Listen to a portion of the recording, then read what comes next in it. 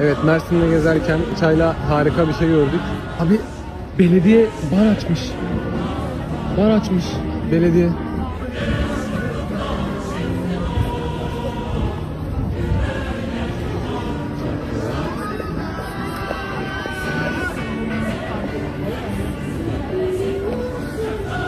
Belediyenin barı hakkında ne düşünüyorsunuz? Muhteşem.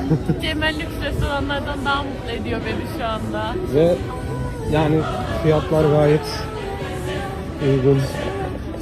Ortam güzel.